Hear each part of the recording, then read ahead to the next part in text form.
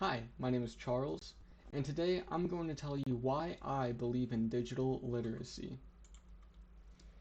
So, the purpose of this speech is to inform, and by the end of this speech, I want you to gain insight into my personal journey through digital literacy and understand how it has fostered personal and professional growth in my life. As for my thesis, my personal journey through digital literacy has been transformative, leading to significant personal and professional growth. I will share my experience in this speech and illustrate the impact of digital literacy in my life. Today, I invite you to join me on a personal journey, a journey marked by challenges, growth, and employment. This journey has been profoundly influenced by digital literacy. In the next few minutes, I will recount my experiences and illustrate how digital literacy has played a pivotal role in fostering personal and professional growth in my life.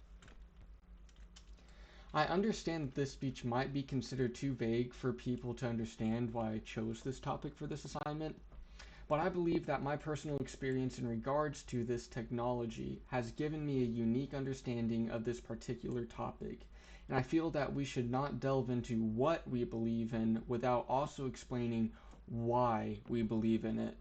Although influencing you is not allowed to be my primary objective, I'd like to say that I still hope that you take my story into consideration and allow it to have an impact on your life as well. Here's my early struggles with technology. When I was really young, about 15 years ago, I did not know a single thing about electronics. I remember trying to watch shows on my dad's computer online and filling the computer up with viruses. I remember accidentally getting the printer to print hundreds of pages until it would run out of ink. I even remember having to ask my sister for help anytime I needed to exit out of a video game. The power button was too complicated for me to even find on any of the devices in my house, and I just did not know the appeal of these alien machines. That's how I felt. As far as overcoming my fear of technology, after multiple groundings from messing up the computer, or breaking the phone, or getting rid of all the ink on the printer, I never wanted to even touch a piece of hardware ever again. But one thing in my life that impacted and solidified my aspiration for technology was my cousin. His name is Tyler. I recall when my mom was starting an art business and had Tyler build a website for her from scratch. I can't ever forget all the times he would have us act on camera for short films that he was editing for his class. But what really made me realize the necessity of digital literacy was whenever he set up jump scares to automatically activate on our computer whenever I'd use it. I knew that one way or another, I'd have to learn how to get back at him. Sorry for the jump scare. But as far as how digital literacy positively impacted my career, not long after, I went on this vendetta of vengeance. I started aggressively learning everything I could about computers. I tried getting any information I could out of my cousin, taking notes in every aspect of the word. I saved up to get my own laptop and further practice programs on there. Whenever I was in middle school, I made friends with a programmer and learned all about different operating systems and the advantages or disadvantages to all of them. I even briefly started learning how to hack.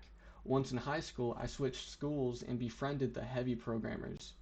There, they taught me how to utilize basic office software, how to code. They introduced me to cryptocurrency, and even though I'm not proud of it, they taught me how to perform malicious acts through coding. I know that might not have been the most healthy of information for me to learn, but I felt like it would be vital for my revenge. Adapting to changing workplace demands and staying competitive. Let me provide you with a specific example. Whenever I turned 18, COVID hit and the stock market was at record lows. I utilized this time to get into large online groups and discuss crypto purchasing plans together. Through extensive research and tons of failure, I eventually found stable ground to trade on. I started making good money through the crypto market. which allowed me to purchase my car and help out my family for a short time. Thanks to the skills I learned through programming, I even helped in coding a bot that would predict crypto patterns.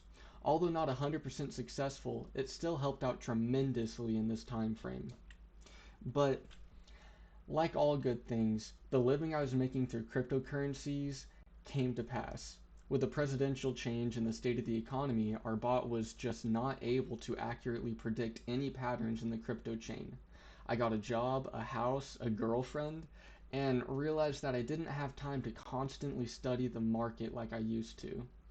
If I would have spent more time and dedication into the craft, then I bet I would have probably been a very different spot in my life. But I didn't learn all of this for money.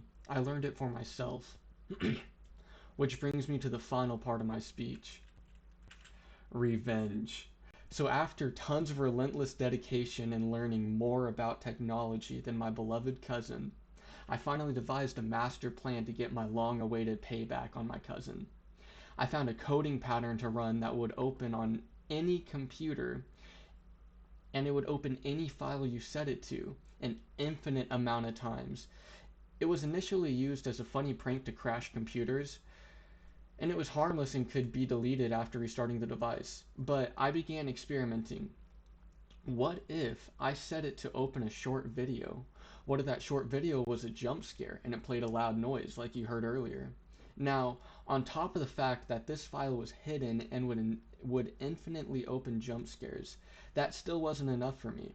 My final act of revenge was setting this file to automatically open whenever the computer would start, meaning no matter how many times he'd restart his computer, he could never escape the echoes of my revenge.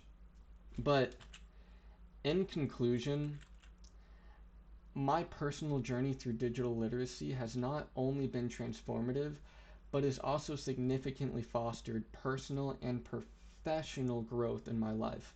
The challenges I overcame, the skills I acquired, and the opportunities it unlocked have shaped my journey. Thank you for allowing me to share this chapter of my life with you today, and I hope it encourages you to embark on your own digital literacy journey. Also, don't install malicious files onto someone's device.